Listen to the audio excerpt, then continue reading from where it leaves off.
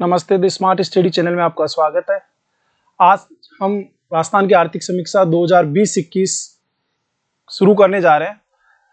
राजस्थान की आर्थिक समीक्षा को हम 3 वीडियो में कवर करेंगे, क्योंकि अत्यंत महत्वपूर्ण टॉपिक है। अगर विगत वर्षों का अनुभव देखें तो आरएस प्रीलिम्स की अगर एग्जाम की मैं बात करूं तो लगभग 5 से 10 प्रश्न सीधे सीधे आर्थिक समीक्षा से पूछे जाते हैं। इसके अलावा चाहे मैं सब इंस्पेक्टर एग्जाम की बात करूं या फिर मैं स्कूल लेक्चरर की बात करूं या कॉलेज लेक्चरर की एग्जाम की मैं बात करूं तो सीधे सीधे आर्थिक समीक्षा से प्रश्न पूछे जाते हैं। आर्थिक समीक्षा एक महत्वपूर्ण दस्तावेज है, साथ ही ऑथेंटिक दस्तावेज है जिससे प्रश्न पूछे जाते हैं। तो शुरू करते हैं हम आर्थिक समीक्षा। सबसे पहले अगर मैं बात करूं आर्थिक समीक्षा के बारे में तो आर्थिक समीक्षा होती क्या है। आर्थिक समीक्षा चालू वित्त वर्ष की आर्थिक प्रगति और गतिविधियों की समीक्षा है। यानी मैं ये कहूं कि अगर हम आर्थिक स्थिति समझने के लिहाज से अगर बात करें तो सबसे महत्वपूर्ण दस्तावेज है। हर साल बजट से पूर्व आर्थिक समीक्षा जारी की जाती है। पिछले साल में हमारी क्या प्रगति रही, योजनाओं की क्या स्थिति रही, हमें आर्थिक स्थिति राज्य या देश की क्या रही, इसकी जानकारी हमें आर्थिक समीक्षा से प्राप्त होती है। तो मैं बात करूं, जैसे सबसे पहले प्रश्न पूछा जाता है कि आर्थिक समीक्षा जारी कौन करता है।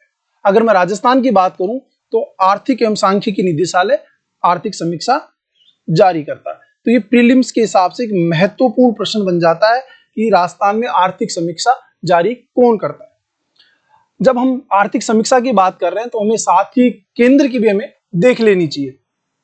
तो केंद्र की आर्थिक समीक्षा की अगर मैं बात करूं तो केंद्र में आर्थिक, चूंकि मैं आपको बताऊं कि आईएएस के एग्जाम और एक बार आरएस के प्रीलिम्स एग्जाम में भी ये प्रश्न पूछा गया था कि केंद्रीय आर्थिक समीक्षा जारी करने का दायित्व किसका है।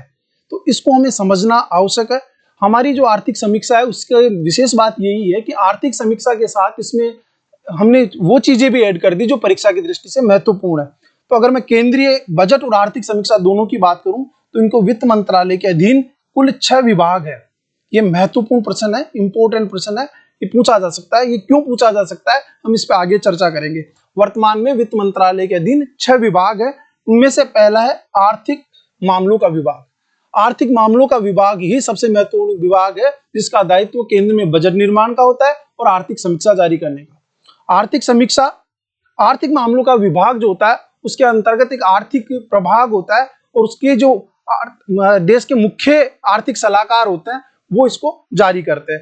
अगर वर्तमान में, चूंकि प्रीलिम्स के हिसाब से महत्वपूर्ण है कि वर्तमान में मुख्य आर्थिक सलाहकार कौन है, तो आपका आंसर होगा कृष्णमूर्ति सुब्रमण्यम। आप इसको नोट कर लीजिए। उसके बाद दूसरा जो विभाग होता है वो व्यय विभाग होता है। तीसरा राजस्व विभाग होता है। चौथा वित्तीय सेवाओं का विभाग। पांचवा निवेश एवं लोक संपत्ति प्रबंधन विभाग। हल्की सी जानकारी हमने इसकी दे दी है कि 1999 में स्वतंत्र मंत्रालय के रूप में था। बाद में 2004 में इसे वित्त मंत्रालय के अधीन एक विभाग बना दिया गया।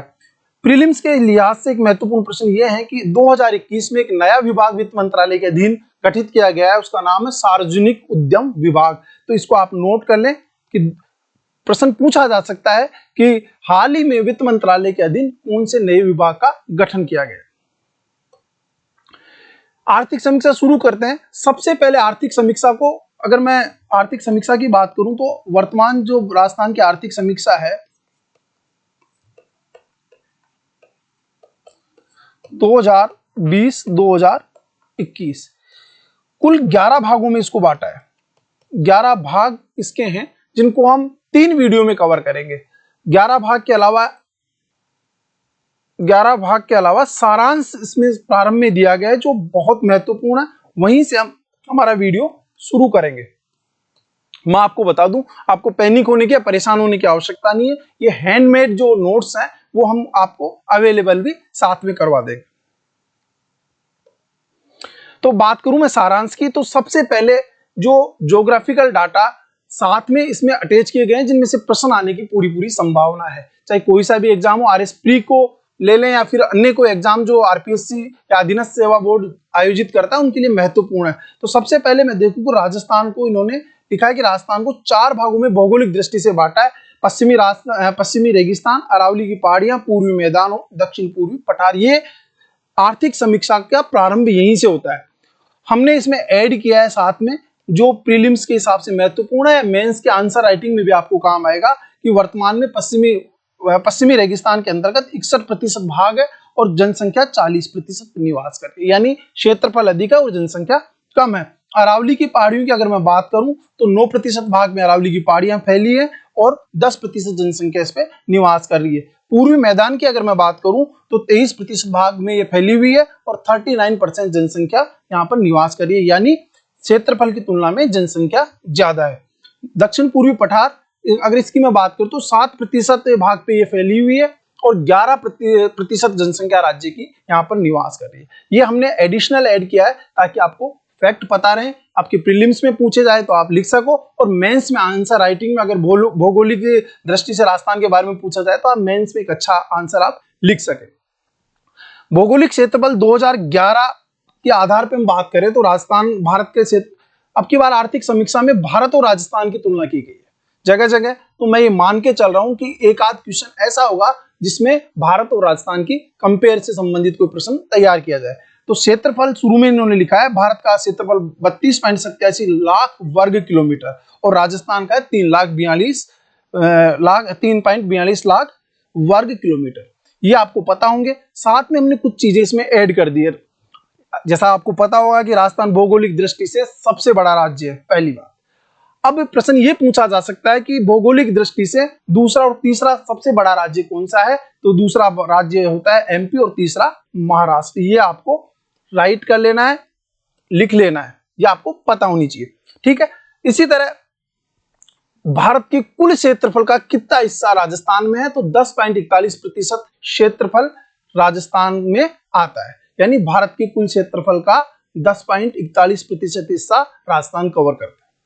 उसके बाद सेकंड है जनसंख्या। 2011 के आंकड़े दिए हुए जो आपको पता होने चाहिए। भारत की जनसंख्या 121.09 करोड़, राजस्थान की 6.85 करोड़। भारत की जनसंख्या, जैसे मैंने बताया कि क्षेत्रफल में हिस्सेदारी हमारी 10.41% है और अगर हम जनसंख्या की बात करें तो 5.66% हिस्सेदारी, यानी हमारा क्षेत्रफल अधिक है और जनसंख्या कम है। कारण है हमारा 61% हिस्सा तो डेजर्ट में आता है, मरुस्थलीय। जिस तरह मैंने भौगोलिक दृष्टि से क्षेत्रफल की दृष्टि से आपको बताया, उसी तरह अगर मैं जनसंख्या की दृष्टि से बात करूं तो राजस्थान भारत का 7वां सबसे बड़ा राज्य, ठीक है। तेलंगाना पहले 8वां था, जब से तेलंगाना नया बना तो राजस्थान का स्थान 7वां हो गया। अब प्रश्न प्रीलिम्स में पूछा जा सकता है कि भारत में राज्यों का क्रम बताइए जनसंख्या के, तो आपको दूसरा फर्स्ट पे यूपी, थर्ड पे महाराष्ट्र और सेकंड पे महाराष्ट्र और थर्ड पे बिहार, ये भी आपको पता होना चाहिए कि राजस्थान का 7वां, लेकिन फर्स्ट सेकंड थर्ड कौन से हैं ये आप नोट डाउन कर ले। साथ ही एक प्रश्न हमने फैक्ट इसमें ये भी डाल दिया कि न्यूनतम जनसंख्या वाला राज्य सिक्किम है।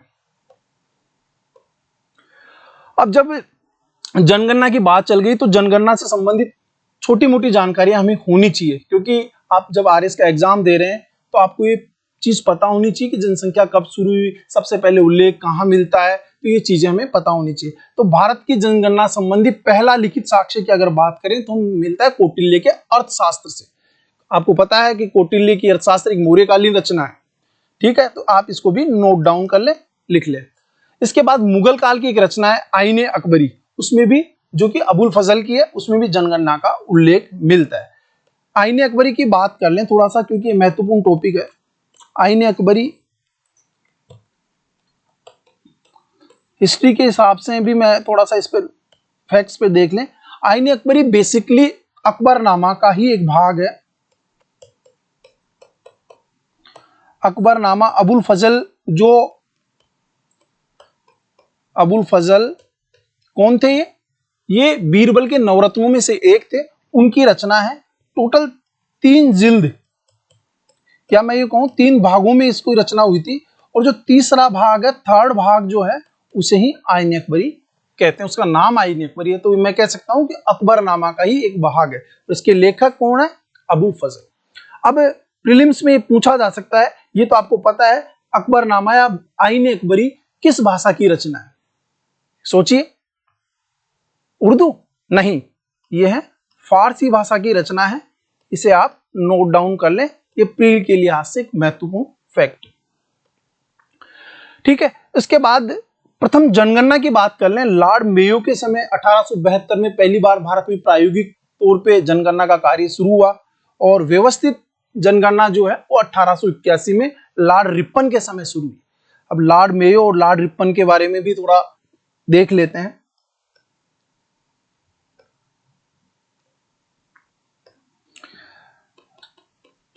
सबसे पहले हम देख लेते हैं लॉर्ड मेयो।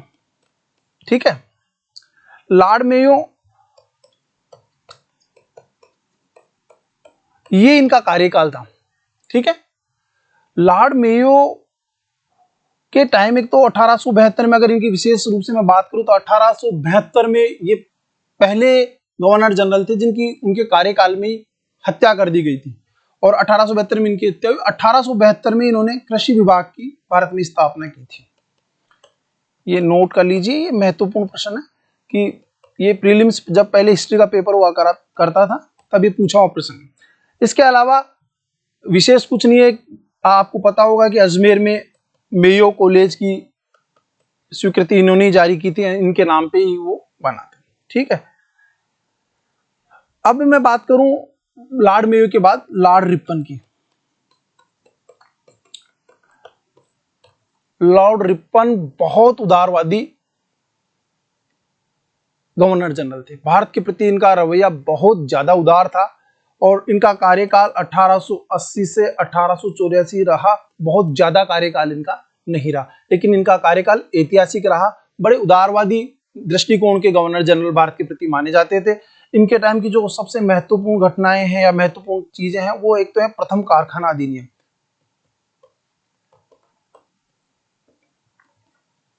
आप नोट कर ले, ये प्रीलिम्स के लिहाज से महत्वपूर्ण। दूसरी बड़ी जो इनके टाइम की जो घटना या उपलब्धि है, इन्होंने हंटर कमीशन या हंटर आयोग की स्थापना की थी। ये पूछा जा सकता है, हंटर आयोग या हंटर कमीशन 1882 में की थी और इसका जो क्षेत्र था जिस पे इसको काम करना था वो था स्कूल शिक्षा। स्कूल शिक्षा की स्थिति पता करने के लिए, सुझाव देने के लिए हंटर कमीशन की स्थापना इन्होंने की थी। इसके अलावा एक महत्वपूर्ण इनके समय का है इल्बर्ट बिल विवाद। इल्बर्ट बिल विवाद ये महत्वपूर्ण घटना है इनके समय की। ठीक है, इल्बर्ट विवाद था क्या, थोड़ा सा हम देख लीजिए इस पे। इल्बर्ट विवाद कुछ भी नहीं था। इल्बर्ट विवाद इतना सा था कि लॉर्ड रिपन से पहले जो भी गवर्नर जनरल थे, जब से भारत पर अंग्रेजों का शासन था, एक परंपरा थी कि यूरोपीय जो लोग थे जो भारत में रहते थे, यूरोपीय, उनके मुकदमों की सुनवाई यूरोपीय जज ही कर सकते थे। लॉर्ड रिपन के समय जिनके विधि सदस्य थे, उन्होंने वो एक बिल लेके आए, इल्बर्ट उनके नाम से ये बिल है, इल्बर्ट के नाम से बिल था। तो इसमें यह प्रावधान किया गया कि भारतीय जज भी अब यूरोपीय मामलों की सुनवाई कर सकते हैं। इस पे पूरे यूरोपीय समुदाय इनके खिलाफ हो गया और इस पे बड़ा विवाद हुआ और लास्ट में इसको एक मॉडिफाई रूप में, उसी रूप में कि अधिकतम अलग तरीके से इसको पारित किया गया। ठीक है, ठीक है, हम यहां तक अपन ने देख लिया। ये एडिशनल फैक्ट्स हैं जो आपको हिस्ट्री के नजरिए से मैंने ये बता दिया आपको। अब बात कर लेते हैं कि जनगणना वास्तव में है क्या। संघ सूची का विषय, संघ सूची का विषय ये भी क्या प्रीलिम्स के लिहाज से महत्वपूर्ण हो जाता है कि सातवीं, क्योंकि आपको पता है कि भारत एक संघात्मक शासन व्यवस्था में है और केंद्र और राज्य की दो तरह की सरकारें यहाँ पे हैं। तो संघात्मक शासन की व्यवस्था होती है कि शक्तियों का स्पष्ट विभाजन होना अनिवार्य होता है। अगर आपकी शक्तियों का स्पष्ट विभाजन नहीं होगा तो हमें विवाद होंगे, केंद्र में विवाद, केंद्र और राज्य के मध्य विवाद होंगे। तो इसलिए भारतीय संविधान में व्यवस्था की गई और 7वीं अनुसूची इसीलिए जोड़ी गई। 7वीं अनुसूची का संबंध है कि केंद्र और राज्य के अधिकारों को डिस्ट्रीब्यूट किया गया है। इसमें तीन तरह की सूचियां बनाई गई हैं। संघ सूची, इसमें वे विषय शामिल किए जिन पे केंद्र सरकार का अधिकार रहेगा, केंद्र सरकार कानून बनाएगी। उसके बाद दूसरी सूची रखी गई राज्य सूची, जिस पे राज्यों का अधिकार होगा, राज्यों को स्वतंत्रता होगी कि उस पे कानून बनाए। तीसरी होगी समवर्ती सूची। 3 सूचियां इसमें दे दी गई, लेकिन संविधान निर्माण के समय ये चीज ध्यान में रखी गई कि कई बार ऐसी परिस्थितियां बनेंगी, कई विषय ऐसे होंगे जो तीनों ही सूचियों में कवर नहीं होंगे। तो इसके लिए इस अलग से एक अवशिष्ट सूची, अवशिष्ट शक्तियां रखी गई। ये प्रीलिम्स में पूछा हुआ प्रश्न है कि अवशिष्ट, अगर देखो कोई सब्जेक्ट ऐसा है जो संघ सूची में भी कवर नहीं हो रहा, राज्य सूची में भी नहीं है, समवर्ती सूची में भी नहीं है, और उसकी आवश्यकता होगी उस पर कानून बनाने की, तो इस पे कौन कानून बनाएगा? तो इस पे कानून बनाएगा केंद्र। तो अवशिष्ट शक्तियां भारत में केंद्र के पास है, ये नोट कर लें, प्री के लिए आज से महत्वपूर्ण फैक्ट। जनगणना का कार्य वर्तमान में या भारत में अगर हम बात करें तो जनगणना का कार्य कौन देखता है? बताएं। जनगणना का कार्य भारत में गृह मंत्रालय देखता है। किस भी पूछा जा सकता है कि किस मंत्रालय के अधीन आता है, तो आप लिखोगे या आप बताएंगे ये गृह मंत्रालय के अधीन आता है, और इसके लिए महापंजीयक एवं जनगणना आयुक्त होता है जो इसकी जनगणना के कार्य को देखते हैं। वर्तमान में जो महापंजीयक एवं जनगणना आयुक्त है वो है विवेक जोशी। चूंकि 2021 की जनगणना कोविड की वजह से डिले हुई है, तो ये रिलेवेंट बन जाता है कि ये प्रश्न पूछ लिया जाए।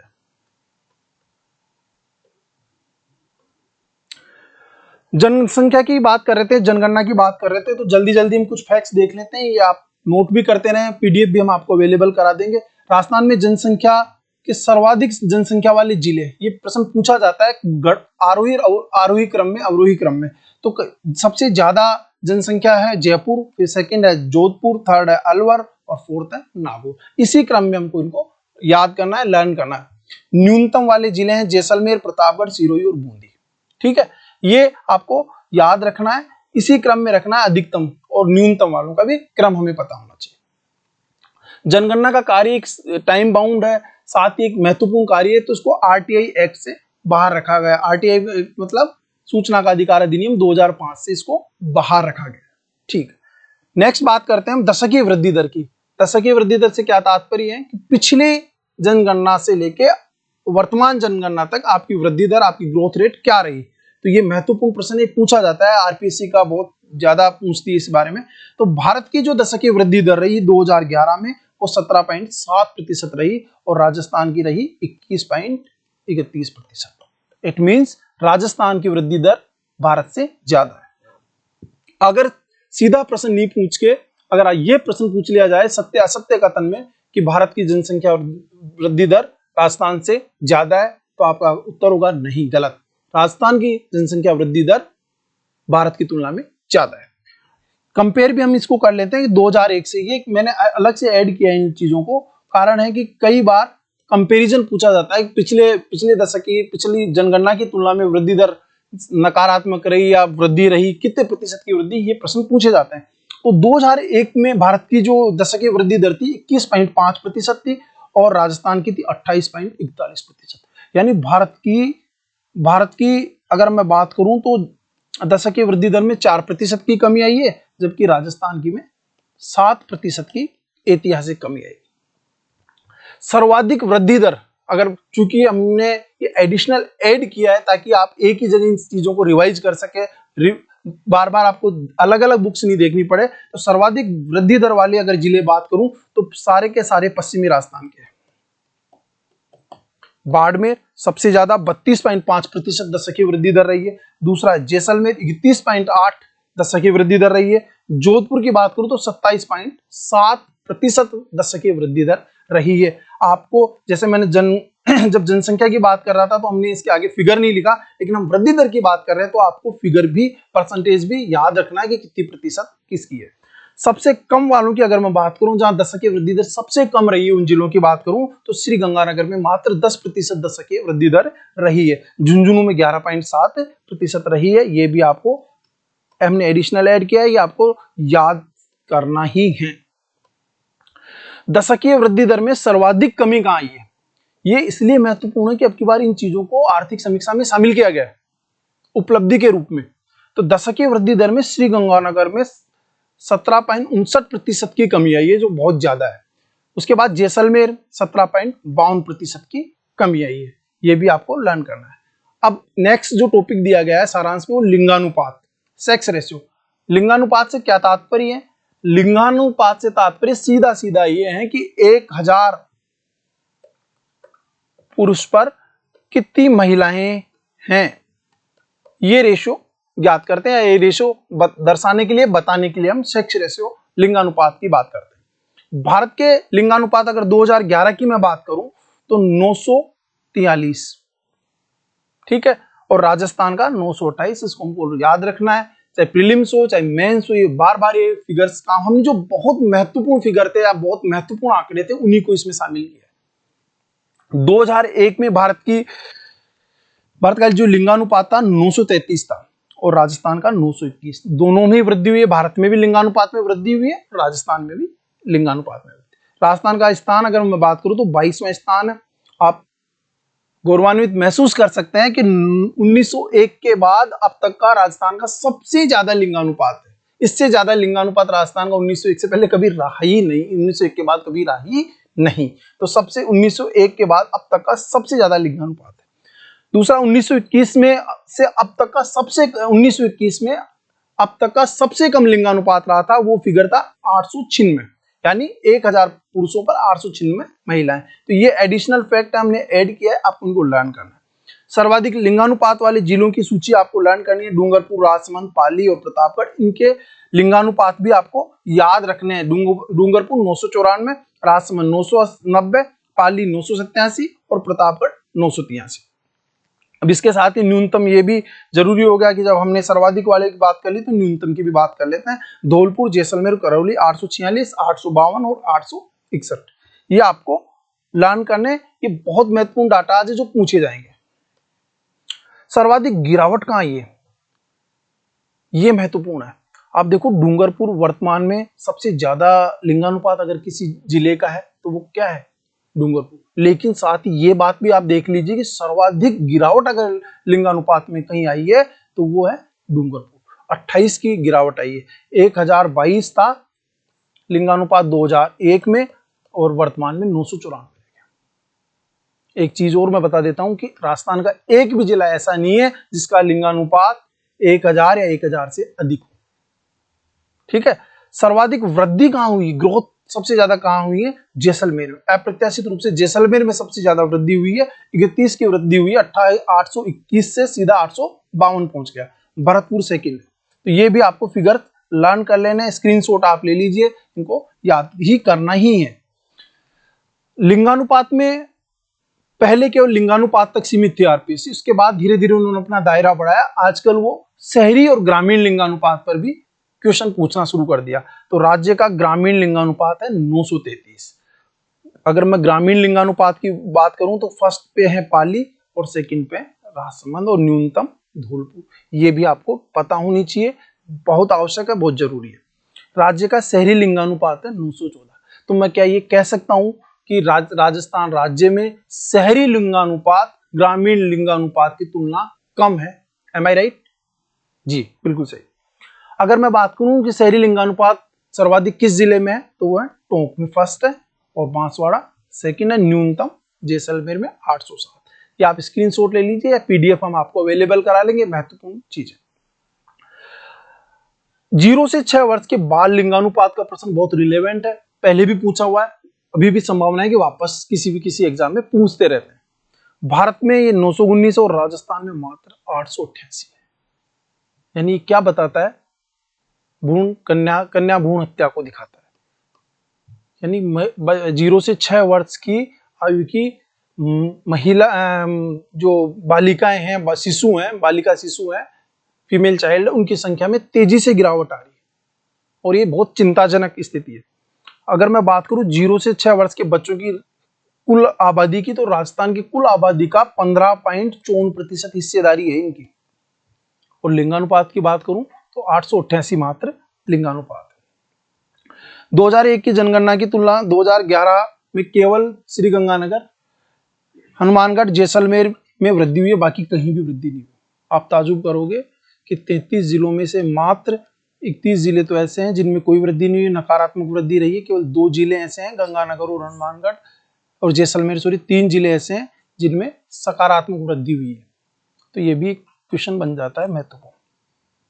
0 से 6 आयु वर्ग में सर्वाधिक लिंगानुपात का भी प्रश्न पूछा जा सकता है।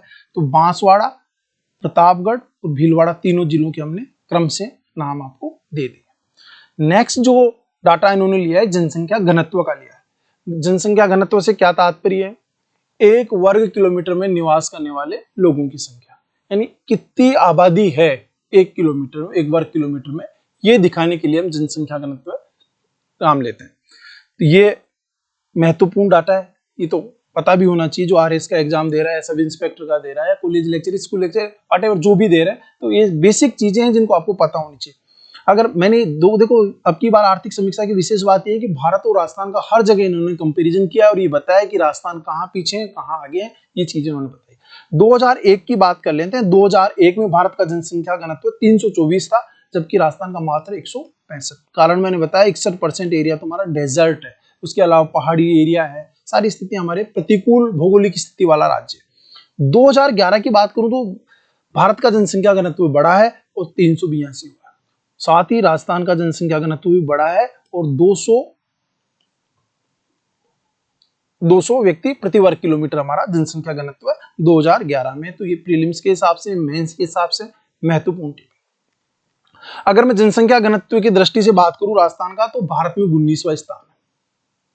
कौन सा है? 19वां स्थान है। तो फिर पहले की बात कर लेता हूं, फर्स्ट कौन है? फर्स्ट है बिहार। ठीक है।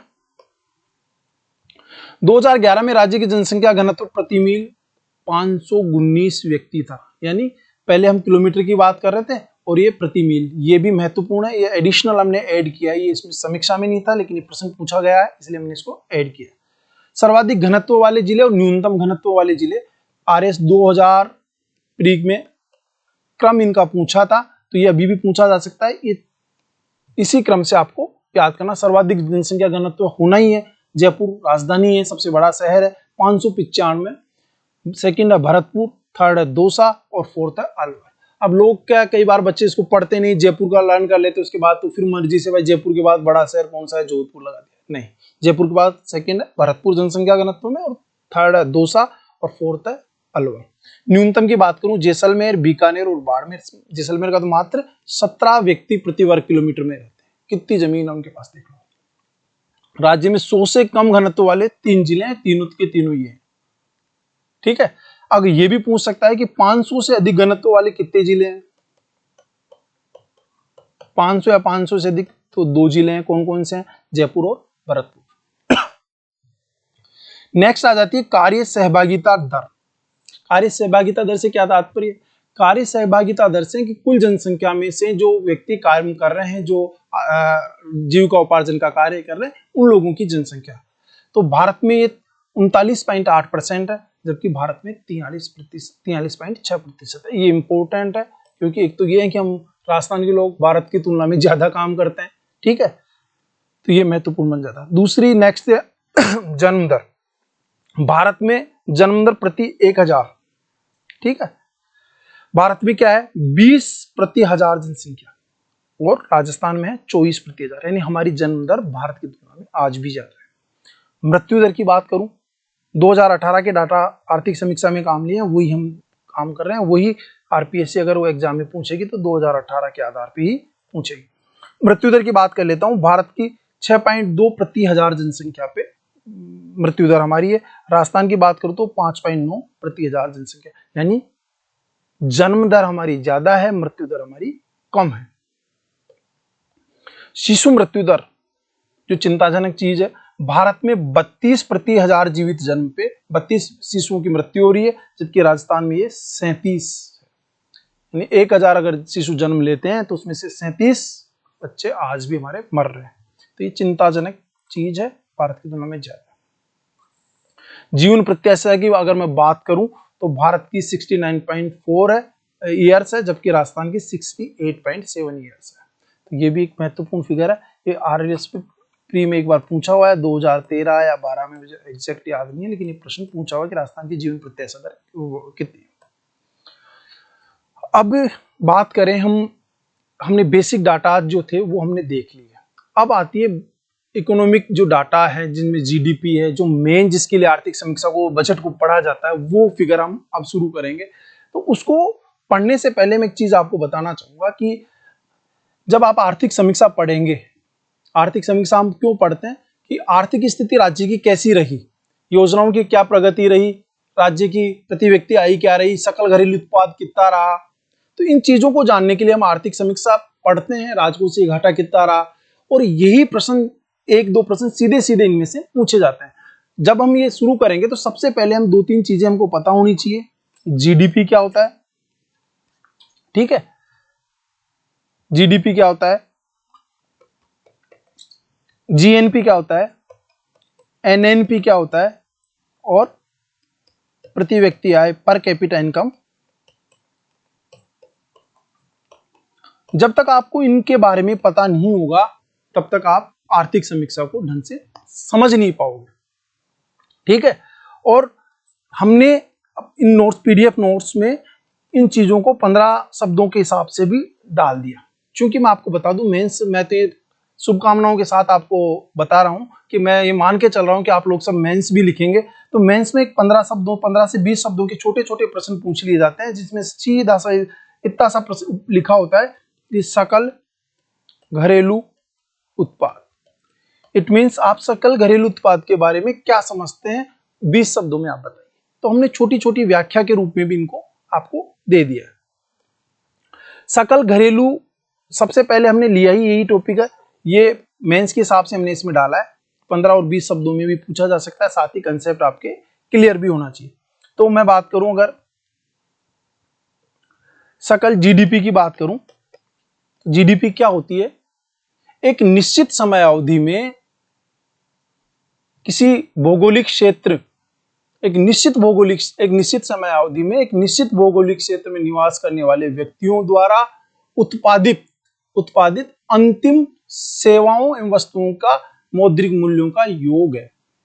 इट मीन्स क्या है, इसको हम यूं भी समझ सकते हैं कि उपभोग, निवेश, सरकारी खर्च, और उसमें से आप निर्यात को जोड़ दें और आयात को घटा दें। इतना सा आपको समझना है, कुछ भी नहीं समझना, इतना सा समझना है कि एक, ये अगर मैं बात करूं राजस्थान, मान लीजिए राजस्थान है, तो राजस्थान में रहने वाले लोगों के द्वारा एक निश्चित समय अवधि, जिसको मैं कह सकता हूं 1 वर्ष, ये जितना भी प्रोडक्शन करेंगे, चाहे वो सेवाओं का हो चाहे वस्तुओं का, उनका जो मौद्रिक मूल्य होगा वो हमारा जीडीपी होगा, हमारा सकल घरेलू उत्पाद होगा, कि हमारा इतना प्रोडक्शन रहा। इतना सा सामान्य से। इसके बाद अगर मैं बात करूं सेकंड की, जीडीपी के बाद में अगर बात करूं जीएनपी की, ठीक है, जीएनपी का मतलब हो गया सकल राष्ट्रीय उत्पाद, ग्रॉस नेशनल प्रोडक्शन। इसमें क्या होगा, इसमें कुछ नहीं है, जैसे मैंने बताया जीडीपी में एक भौगोलिक क्षेत्र में निवास करने वाले, साथ ही जीएनपी में क्या कि किसी देश के निवासियों द्वारा, अब वो देश का निवासी हो सकता है कि बिहार में भी रह रहा हो सकता है कि महाराष्ट्र में, क्या देश या राज्य की मैं बात करूं, राजस्थान के परिप्रेक्ष्य में अगर मैं बात करूं, तो किसी राज्य के निवासियों का, वो महाराष्ट्र में भी रह सकता है, वो केरला में भी रह सकता है, राजस्थान के निवासियों द्वारा या किसी राज्य के निवासियों द्वारा एक निश्चित समय अवधि में उत्पादित वस्तुओं एवं सेवाओं का मौद्रिक मूल्यों का योग है। इट मीन्स इसके लिए अगर मैं ये कह सकता हूं कि जीडीपी के लिए एक भौगोलिक सीमाएं, एक निश्चित भौगोलिक सीमा में रहने वाले लोगों का, जबकि जीएनपी के लिए ऐसी कोई आवश्यकता नहीं है। जीएनपी का मतलब है कि राजस्थान का निवासी होना चाहिए, उस देश का निवासी होना चाहिए जिसकी जीएनपी में काउंट हो रहा है, ठीक है। तो अगर ये मान लीजिए कि राजस्थान का कोई व्यक्ति केरल में रह रहा है, केरल में उसकी इंडस्ट्री है, जहां उत्पादन कर रहा है वो राजस्थान की जीएनपी में जुड़ेगा। लेकिन अगर राजस्थान में अगर कोई केरल का व्यक्ति रह रहा है या महाराष्ट्र का व्यक्ति रह रहा है और वो प्रोडक्शन कर रहा है और सेवाएं दे रहा है, तो उसका जो मौद्रिक मूल्य है वो माइनस होगा, ठीक है। यही हमने परिभाषा में लिखा है कि एक निश्चित समय अवधि में एक राज्य या देश के निवासियों द्वारा उत्पादित अंतिम वस्तुओं एवं सेवाओं के कुल मौद्रिक मूल्य के योग को हम जीएनपी कहते हैं। अब जो बात बताई मैंने कि जीएनपी में यह महत्वपूर्ण होता है कि उत्पादन कौन कर रहा है, यानी किस देश का निवासी, किस राज्य का निवासी है, यह महत्वपूर्ण नहीं होता कि कहां हो रहा है। जबकि जीडीपी में महत्वपूर्ण है कि प्रोडक्शन कहां हो रहा है, जबकि जीएनपी में महत्वपूर्ण है कि प्रोडक्शन कर कौन रहा है। ये दोनों चीजें आप देख ले। नेक्स्ट अगर मैं बात करूं तो नेक्स्ट तीसरी आती है शुद्ध राष्ट्रीय उत्पाद, एनएनपी। एनएनपी में कुछ भी नहीं है, जो आपका जीएनपी है, ठीक है, उसमें से आप मूल्यह्रास को घटा दीजिए, आपका एनएनपी आपको प्राप्त हो जाएगा। जीएनपी में से मूल्यह्रास को घटाया जाता है तो एनएनपी प्राप्त, एनएनपी मतलब शुद्ध राष्ट्रीय उत्पाद आपको प्राप्त हो जाएगा। ये परिभाषाएं इसलिए कि 15 शब्दों में भी आपके काम आ जाएगी, साथ ही आपके कंसेप्ट भी क्लियर हो जाएंगे। इसी तरह प्रति व्यक्ति आय कुछ भी नहीं है, उस अनुमानित क्षेत्र में रहने वाले लोगों की आय के जोड़ को क्षेत्र की कुल जनसंख्या से विभाजित करके निकाला जाता है। यानी मैं ये कह दूं कि एनएनपी में अगर मैं कुल जनसंख्या का भाग दे दूं तो आपकी पर कैपिटा इनकम मेरे को प्राप्त हो जाएगी। ठीक है, अब यहां से हमारी आर्थिक समीक्षा शुरू होती है। जो महत्वपूर्ण बिंदु, महत्वपूर्ण फिगर्स जो आपको लर्न करने हैं, याद रखने हैं, वो यहां से शुरू होते हैं।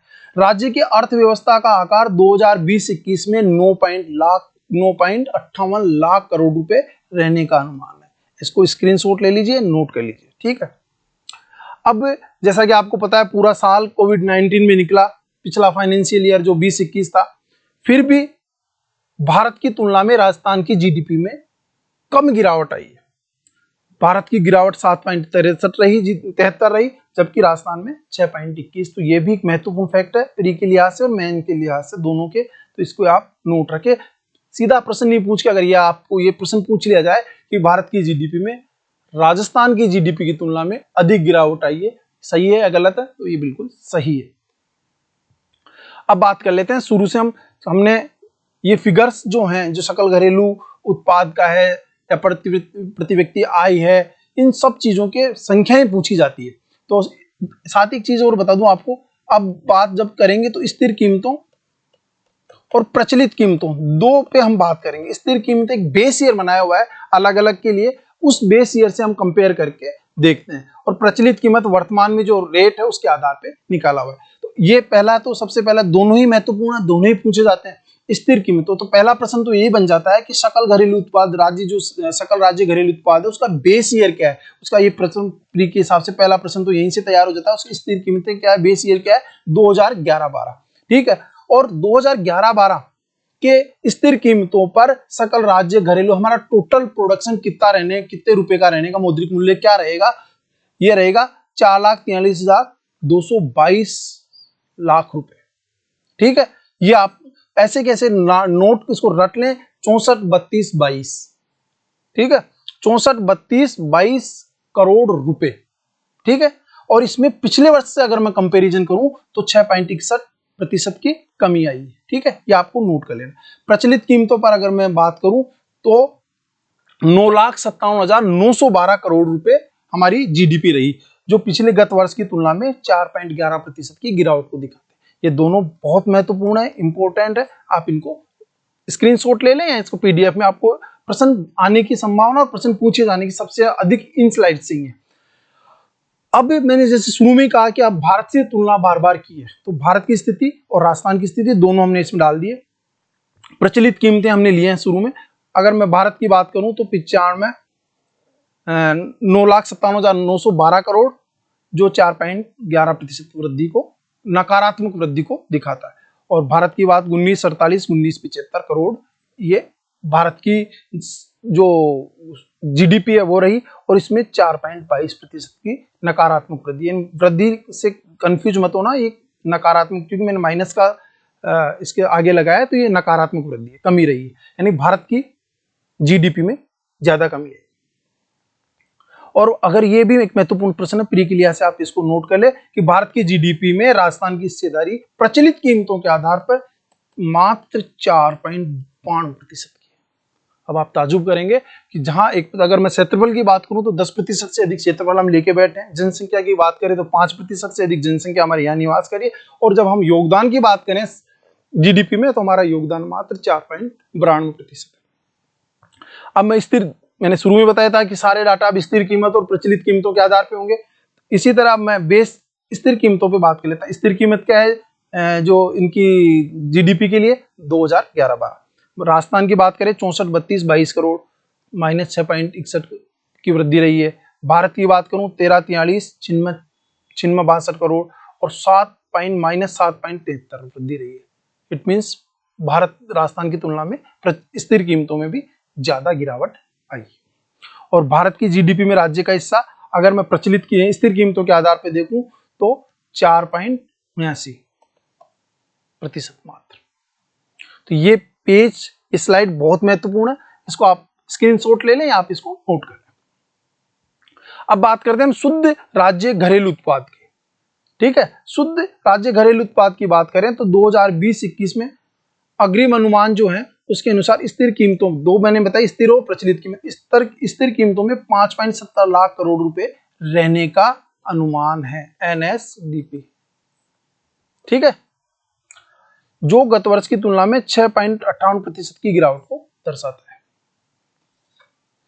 20-21 की अगर अग्रिम अनुमान प्रचलित कीमतों के आधार पर हम अगर देखें, शुद्ध घरेलू उत्पाद अगर हम देखें तो क्या आता है, 8.63 लाख करोड़ रुपए रहने का अनुमान है, जो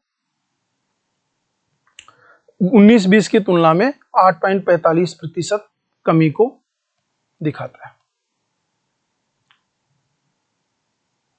नहीं सॉरी, ये 19-20 में वृद्धि थी 8.45% और वर्तमान में रहे 4.0% की कमी। ये भी आप नोट कर ले, ये भी इंपॉर्टेंट। सकल राज्य मूल्यवर्धन। सकल राज्य मूल्यवर्धन का क्या मतलब है? सकल मूल्य राज्यवर्धन का इतना सा मतलब है कि राज्य की अर्थव्यवस्था में सभी क्षेत्रों का जो योगदान है उनके कुल मौद्रिक मूल्य क्या है। तो कौन कौन से क्षेत्र होते हैं? अर्थव्यवस्था के 3 क्षेत्र होते हैं। प्राथमिक, भाई प्राथमिक में क्या आता है? प्राथमिक में आते हैं कृषि, पशुपालन, कृषि संबंधी सेवाएं। दूसरा मैं मान सकता हूं द्वितीय क्षेत्र, जिसको हम कह सकते हैं, इसमें क्या हो गया? उद्योग विनिर्माण से संबंधित हो गया। और तीसरा हो गया सेवाओं से संबंधित, जिसको हम क्या बोलते हैं? तृतीय क्षेत्र। 3 क्षेत्र होते हैं। इन तीनों क्षेत्रों द्वारा कुल उत्पादित वस्तुओं एवं सेवाओं का मौद्रिक मूल्य ही सकल राज्य मूल्यवर्धन होता है। इतनी सी बात है। सकल राज्य मूल्यवर्धन 2011-12, इसका बेस ईयर भी ये स्थिर मूल्यों की जो है वो 11-12 ही है। इसका भी 20-21 में 6.01 लाख करोड़ रुपए रहने का अनुमान, यानी तीनों क्षेत्रों का मिला के जो जीडीपी में योगदान है वो कितना है? 6.01 लाख करोड़ रुपए रहने का अनुमान, जो पिछले साल की तुलना में 6.11% गिरावट को दर्शाता है। तीनों क्षेत्रों का जो योगदान है वो हमने आपको बता दिया है। कृषि की बात करूं तो 29.45, उद्योग की बात करूं तो मैं 28.15 और सेवाओं का बात करूं तो 42.40%। क्षेत्रवार वृद्धि की अगर हम बात करें कि किस क्षेत्र में, तीनों क्षेत्रों में से मैंने कृषि, उद्योग और सेवा ही लिख दिया प्रथम, द्वितीय को तृतीय की जगह, तो किस में वृद्धि रही, किस में गिरावट रही, ये भी एक महत्वपूर्ण है। तो 2020-21 में केवल एकमात्र कृषि क्षेत्र में वृद्धि देखी गई है, बाकी अन्य दोनों क्षेत्रों में गिरावट आई है। कृषि क्षेत्र में 3.45% की वृद्धि हुई है, बाकी उद्योग में 7.50% की नकारात्मक वृद्धि है, और सेवा क्षेत्र में तो बहुत ज्यादा, क्योंकि कारण भी आपको पता है, कोविड के कारण उद्योग और सारी इंडस्ट्री, उद्योग और ये सारी चीजें बंद रही। जो सर्विस में, जो चाहे ट्रांसपोर्टेशन हो, अदर जो सर्विसेज थे, जो सेवा संबंधित काम थे, लगभग सब बंद रहे। इस वजह से 10.50% की गिरावट इस क्षेत्र में आई। ये प्रचलित मूल्यों पर अगर मैं बात करूं तो राज्य का सकल मूल्यवर्धन 20-21 में 8.89 लाख करोड़ रुपए रहने का अनुमान है, जो 19-20 की तुलना में 8.34%, जो 19-20 में वृद्धि थी उसके अगेंस्ट अब की बार कितनी गिरावट आ गई? 4.08% की कमी को दिखाता है। इसको रट लीजिए, इन चीजों को जिनको मैंने हाईलाइट किया, ये महत्वपूर्ण। वर्ष 2020-21 में वर्ष 2019-20 की तुलना में क्षेत्रवार प्रतिशत विचलन कृषि क्षेत्र में 6.52% रहा, उद्योग क्षेत्र में -8.62% रहा, और सेवा क्षेत्र में 7.60% रहा है। प्रचलित मूल्यों के आधार पर अगर आप योगदान देखना चाहें तो ये तीनों चीजें ये महत्वपूर्ण है, पिछली स्लाइड भी और ये भी, तो आप ये दोनों नोट करके रखें। नेक्स्ट आता है कि प्रति व्यक्ति आय क्या है। प्रति व्यक्ति आय मैंने सीधा सा बताया था कि आपका प्रति व्यक्ति आय आपको निकालनी है तो शुद्ध राजस्व घरेलू उत्पाद में राज्य की कुल जनसंख्या से विभाजित कर दीजिए, आपको पता चलेगा। ठीक है, आरपीएससी का बहुत पसंदीदा प्रश्न है प्रति व्यक्ति आय। या तो पूछेंगे बेस ईयर 2011-12 के आधार पे, ठीक है, या पूछेंगे प्रचलित। दोनों में से एक प्रश्न किसी न किसी एग्जाम में हर बार पूछते हैं। हमने कंपैरिजन कर दिया भारत, क्योंकि आर्थिक समीक्षा में अब की बार दिया हुआ है तो पूछ सकता है, इसलिए हमने ये कंपैरिजन भी साथ में डाल दिया कि कितनी वृद्धि रही, कितनी कमी रही। तो आप ये देख लें। अगर मैं बात करूं 2021 में राजस्थान की, तो 32,297 रुपए स्थिर मूल्यों पर हमारी प्रति व्यक्ति आई, जो कि -7.77, यानी पिछले 19-20 की तुलना में राजस्थानियों की प्रति व्यक्ति आय में कमी है। ये भैया खर्चे कम कर दो, ठीक है। भारत में ये गिरावट 86,456 रुपए भी भारत की जो एवरेज प्रति व्यक्ति आय है वो है, जबकि राजस्थान की कम है। इसका मतलब राजस्थान की प्रति व्यक्ति आय कम है और भारत की ज्यादा है, और भारत की जो प्रति व्यक्ति आय है उसमें राजस्थान की तुलना में ज्यादा गिरावट देखी गई, -8.95%, लगभग 9% की गिरावट है। प्रचलित कीमतों, इसका स्क्रीनशॉट ले लीजिए, ये महत्वपूर्ण है। अगर मैं बात करूं राजस्थान की प्रति व्यक्ति आय प्रचलित कीमतों पे, तो 1,93,086, और ये भी, इसमें भी कमी आई है, ठीक है। और भारत की अगर मैं बात करूं तो 1,26,968 है, इसमें भी कमी आई। तो मैं क्या ये कह सकता हूं क्या कि भारत की प्रति व्यक्ति आय आज भी राजस्थान की प्रति व्यक्ति आय से अधिक है? एम आई राइट? या मैं ये कह सकता हूं कि प्रचलित कीमतों के आधार पर भारत की प्रति व्यक्ति आय में वर्ष 2019-20 की तुलना में राजस्थान की प्रति व्यक्ति आय की 19-20 की तुलना में अधिक गिरावट आई है? बिल्कुल सही, भारत की ज्यादा। तो ये इस तरह से हमको प्रश्न दोनों तरह से देखना है। साथ ही एक टॉपिक और दिया हुआ है कि राजस्थान की मूल सांख्यिकी, तो उसमें मूल रूप से दो चीजें उन्होंने दी है, थोक मूल्य सूचकांक और एक उपभोक्ता मूल्य सूचकांक। एक आध प्रश्न छोटा मोटा यहां से भी आने की आशंका है, इसलिए हमने इसको भी कवर किया है। थोक मूल्य सूचकांक क्या होता है कि महंगाई की वृद्धि दर को मापने का एक तरीका है। क्या महंगाई की वृद्धि दर क्या है? भारत में महंगाई की वृद्धि दर नापने का सबसे ज्यादा काम जिस तरीकों को लिया जाता है वो थोक मूल्य सूचकांक है। और क्या काम आते हैं? व्यापार, राजकोषीय, मौद्रिक नीतियां और देश की आर्थिक नीतियां बनाने में इसको काम लेते हैं। राजस्थान सरकार द्वारा थोक मूल्य सूचकांक को मासिक आधार पर जारी किया जाता है। तो प्रीलिम्स के हिसाब से आपका एक प्रश्न तैयार हो गया कि थोक मूल्य सूचकांक वार्षिक जारी किए जाते हैं, अर्धवार्षिक जारी किए जाते हैं, त्रिमासिक जारी किए जाते हैं, मासिक, तो मासिक जारी किए जाते हैं। और इसमें 154 वस्तुओं को शामिल किया गया। 154 वस्तुओं के थोक मूल्य के आधार पर राजस्थान में थोक मूल्य सूचकांक जारी किया जाता है। उनको 3 समूह में बांटा गया है, प्राथमिक समूह, विनिर्मित समूह और ईंधन शक्ति प्रकाश का समूह। 3 कैटेगरी में बांट के और तीनों को अलग अलग वेटेज देके, ये हमने साथ में दिया है, आप देख सकते हैं, नोट कर सकते हैं, स्क्रीनशॉट ले सकते हैं, इतना इंपॉर्टेंट नहीं है इसलिए मैंने, बाकी 3 कैटेगरी में बांटा है, तीनों कैटेगरी के अलग अलग इनको 12 अंकन दिया गया है। चलो एक प्रश्न फिर आरएस का पूछा जाने वाला प्रश्न मिल गया हमें। राजस्थान का थोक मूल्य सूचकांक का बेस ईयर आधार वर्ष 1999 2000 है। अब मैं जब राजस्थान की बात कर रहा हूं तो केंद्र की भी बात करना जरूरी हो जाता है। केंद्र में थोक मूल्य सूचकांक वाणिज्य एवं उद्योग मंत्रालय के आर्थिक सलाहकार के कार्यालय द्वारा जारी किए जाते हैं। अब देखिए यहां से एक प्रश्न बन सकता है कि राजस्थान में बेस ईयर जो है वो 1999 2000 है, जबकि भारत में ये क्या है 2011 2012। ये इंपॉर्टेंट है, इसको आप नोट कर लें। भारत में सब, जैसे मैंने शुरू में बताया, भारत में सबसे अधिक इस्तेमाल किया जाना मुद्रास्फीति संकेतक है। महंगाई की दर मापने के लिए सबसे ज्यादा इसको काम लिया जाता है। अब इसकी आलोचना क्या है? आलोचना ये है कि भाई आप महंगाई जब नाप रहे हो, महंगाई मापना चाह रहे हो, तो आम जनता, आम लोग जो हैं वो थोक में सामान नहीं खरीदते, तो आपकी सही महंगाई दर आ नहीं सकती। यही इसकी सबसे बड़ी आलोचना है। अभी इसमें राजस्थान में जो वृद्धि दर की रही प्राथमिक वस्तुओं में 4.41% की रही है महंगाई की वृद्धि दर थोक मूल्य सूचकांक में, और ईंधन शक्ति सेकंड जो ग्रुप है, थर्ड ग्रुप है, उसमें 10.42 की, और विनिर्मित उत्पाद में 6.05% की वृद्धि रही है। जैसा मैंने बताया, तीसरी चीज आ जाती है, दूसरी चीज आती है उपभोक्ता मूल्य सूचकांक। ये भी क्या है, महत्वपूर्ण टॉपिक है, इसमें से भी प्रश्न आने की, छोटे छोटे प्रश्न बनने की। ये क्या है? जैसे मैंने बताया कि थोक मूल्य सूचकांक की आप आलोचना करते हो कि आम जनता, आम लोग थोक में सामान नहीं खरीदते, तो फिर महंगाई को मापा कैसे जाए? तो इसके लिए नया एक सूचकांक लाया गया, उसको कहते हैं उपभोक्ता मूल्य सूचकांक। खुदरा खरीदारी के हिसाब से महंगाई की दर मापने का एक प्रयास। सीपीआई,